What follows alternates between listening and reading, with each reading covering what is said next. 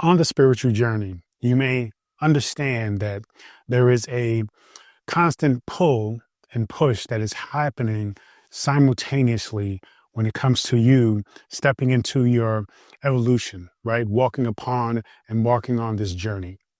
And this journey is really about you fighting the urge to remain the same and you actually following your nature to evolve into who you truly are. And so when we get into the transformation of spirituality, it's important to recognize that these two essences, these two forces are at work. And it is really important to understand that it is these two forces that how you deal with these forces allows you to truly gain insight and a deeper understanding as to really what's going on in this journey, right? You have to understand that there is a part of you that is wanting to hold on to the past, to remain the same. And there is a part of you that is looking to go on grander, better adventures, seek out new experiences, evolve, and really get into tapping into and owning who you truly are, right? Now, what's going on is the part of you that is being pulled, the part of you that is identifying with positivity, openness, and looking to adventure out and explore. That part of you is essentially your consciousness. Your consciousness is a thing that is leading you toward your truth, toward your deeper understanding of self.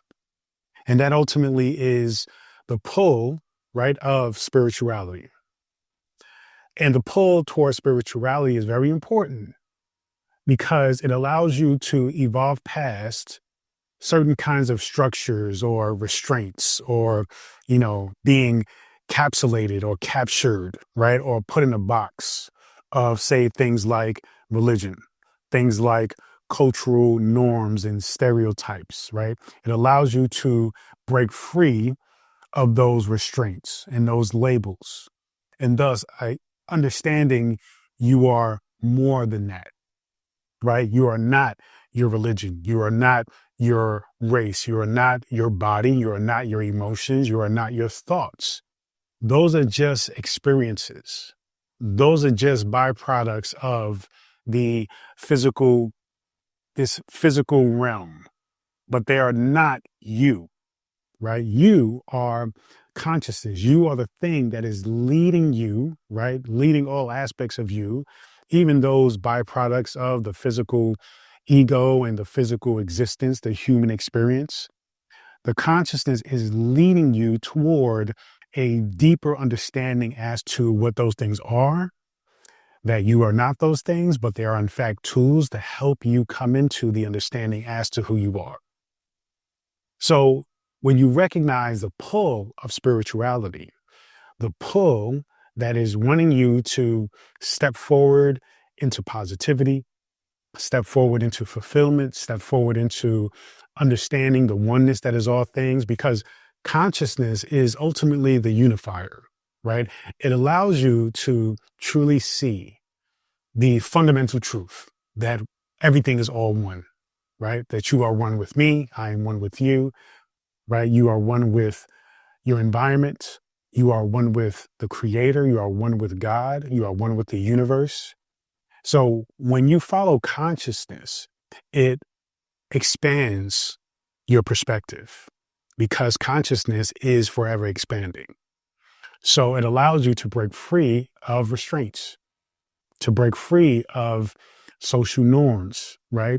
Structures that have been preventing you from tapping into your highest self, your true potential. And so your need is grounded on needing or wanting or having to actually follow this consciousness. It's a need. This is why when you are faced with a dilemma of recognizing or identifying with a particular label, say religion, right? You are at a point where there's a lot of turmoil, right? There is a lot of confusion. There is even expressions of anger, frustration, doubt, because your consciousness is expanding you and taking you outside of the box of these restraints. But you are attached to these restraints. You are attached to these labels, to these doctrines, right? To these belief systems that don't serve you anymore. And so the other essence of the pull that consciousness is trying to support you and lead you through, right? Through life, through the human experience, through the spiritual evolution, right? The spiritual understanding of self. There is another aspect, another force that is trying to keep you there, right? Trying to keep you in a place where you are stuck, stagnant, right? There's a wanting to stay and remain the same, right? And so you have to identify, though this can be looked at as really the wanting to push you away from that outer or that influence, right, of the consciousness, which is inevitable, right? So there's a need where the ego wants to keep you in place. It wants to keep you in the position that you are, right? It wants to prevent you from evolving. Now, why is that the case? The ego's journey, the ego's mission, the ego's objective is ultimately to protect you.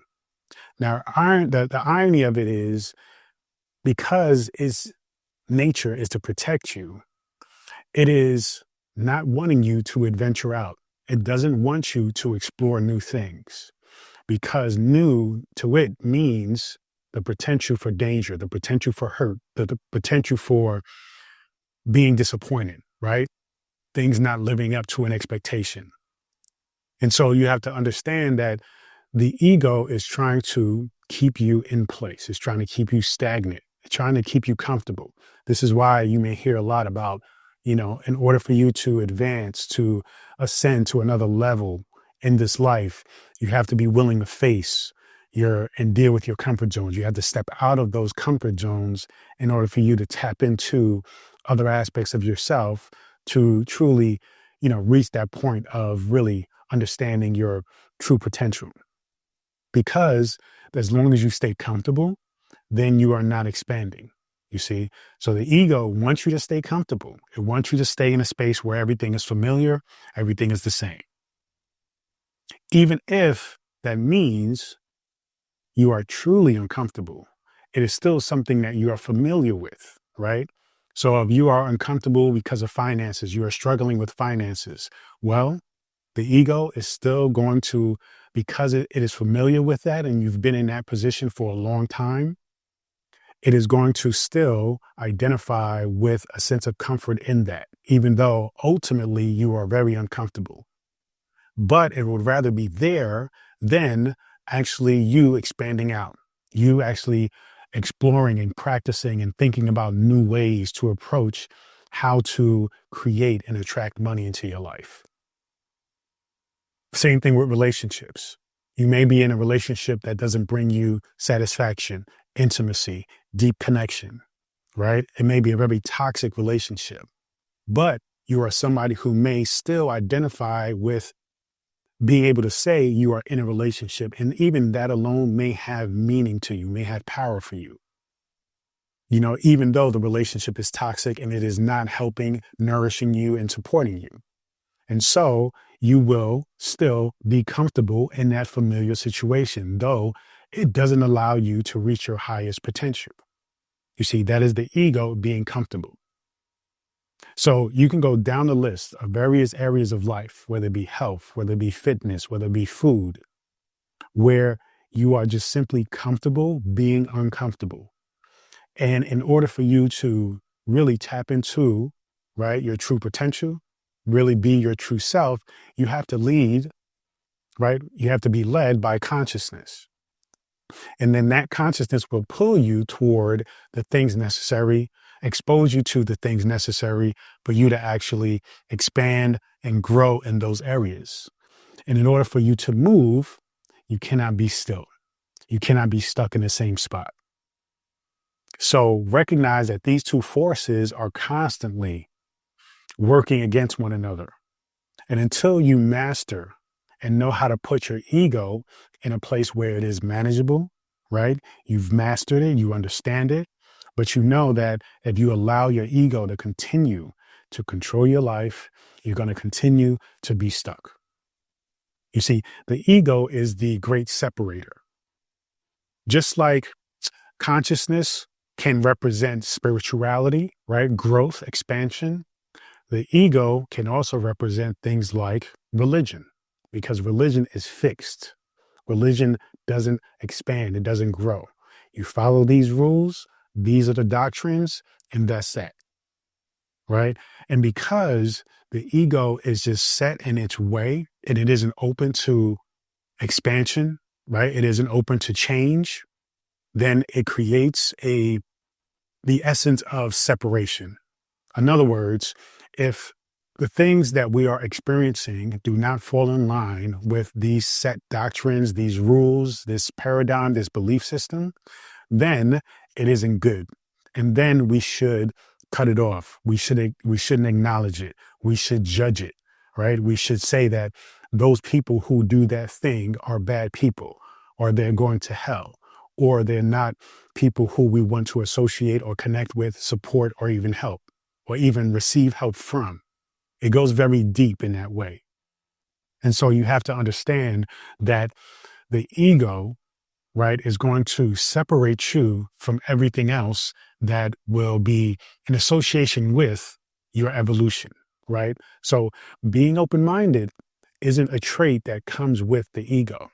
So when you meet people who are locked in, who are just completely like so focused, so indoctrinated in a belief system that they cannot even possibly hear anything else, it is because they are being driven, right? They are being controlled by their ego. But people who are secure in their belief system, right, can still allow for another person or another point of view, another reality, right, to be heard. So that way they can even gain more insight and can even affirm their own belief systems when they hear a different or an opposite belief system, right? Or thought or theory or way of thinking. So even when somebody is identifying, right, with something that they feel like that resonates with their consciousness, when you are in a place, when you are resonating with your consciousness and you're truly on the spiritual path, you can listen to anything. You can hear anybody's point of view. You can understand their point of view. You can hear where they're coming from, and you can respect their point of view. And that creates a deeper connection between you two, because you are then understanding each other rather than judging one another. That's the beauty of the spiritual path. But when we are locked in and we are just simply stuck by the ego's need, right, to be comfortable, it separates you from the potential of making deeper connections, which ultimately will send you further along on your spirituality. Because we got to understand that the exchanges that we make with other people are in fact opportunities for lessons, for growth. You see, we think in terms of expanding in life and spirituality is only focused or locked into, say, a book, right? That's the only vehicle by which we can gain wisdom and knowledge, is by a book or watch a video or listen to an audiobook. But it's really in things like nature and interactions with other people. So be mindful about your journey and recognize that transformation, when you're on this journey and you're dealing with these two forces, right, of being pulled and being stuck and stagnant, right, there's going to be, most often times, there's going to be moments of disruption, right? There's going to be disturbing moments that happen. And when you are on the spiritual journey, sometimes those moments seem to be not so much of a big deal. But when you're identifying with ego and you're identifying with like wanting to be comfortable and not wanting to change, those disturbing moments are going to really push you, right? They're going to be moments of resistance. They're going to disrupt your life in big ways. That's because you have to acknowledge that no matter if you're religious, no matter if you're spiritual, no matter what your mindset is, things are going to happen in life, right? Things are going to happen. Things are going to show up. And depending on your point of view, how you see that thing that's happening in your life determines how disturbing it will be, how disruptive it's going to be, right? And so when you deal with those things that happen in life, ultimately, for most people, they are tests. They are testing you, the universe, which is part of your intellect and your infinite intelligence, because you are one with that. The universe is essentially testing the other aspects of your mind, of who you are. So we have conscious mind, subconscious mind, right? Your unconscious, right? You have your ego, you have your superconscious, you have grand consciousness, which we often call God or the universal source. Those are all you. Those are all different aspects and layers of who you are. And so the thing is, many times our conscious minds is not communicating well with our subconscious mind. That's why we can identify something as a problem, but yet we are still repeating, right, the things that create that problem over and over and over in our lives. And the thing that is creating and having us have that experience over and over and over is our subconscious mind not being programmed based on what we've learned consciously, what we can see and observe on a conscious level. So we continue to repeat the same things over and over and over again because we're not programming our subconscious properly. Well, the same thing applies with your superconscious mind, right? Where you are able to connect with that infinite knowledge, that infinite wisdom that tells you exactly what you need to be doing, what your purpose is, who you are. But if you are aligned with that, that is continuously trying to give you every tool, every insight, every hint that you need to actually come to this understanding. But if you're not dialed into that, then you're going to be tested with other areas of your life and as it relates to other aspects of your mind. So in other words, if you are looking, right, to say, find your ideal partner and you're out there on the dating scene and you're constantly meeting the same people over and over again, or the same type of person over and over and over again, you have to understand that that is because there's a pattern, right? That you are either identifying with, there's a conversation that you're having about relationships, about people, about that particular gender, maybe, right? And so what's happening is you're not identifying and you're not recognizing that you are projecting that out. You are creating that from yourself. So you need to change who you are because your frequency and vibration is attracting the same kind of person, right? Or there's a test. There's something that you need to learn, right, that will take you to the next level of vibration, of frequency, to open up another aspect of your mind that needs to be in alignment with the other aspects of who you are. You see? So in other words, even if you are consciously aware that you need to attract a particular person, you have an idea, and you are working on your subconscious mind to program or reprogram bad habits of attracting, right, negative people, toxic relationships. You are acknowledging that you have toxic traits within yourself. So you're working on those things. Very important, right? But then there is unconscious, deep-rooted issues that you're not even aware of yet. And so when you are in this journey of figuring this out, and you're constantly seeing the same pattern continuing to repeat itself, then you have to be willing to understand, okay, you're being tested to tap into something that you haven't accessed yet.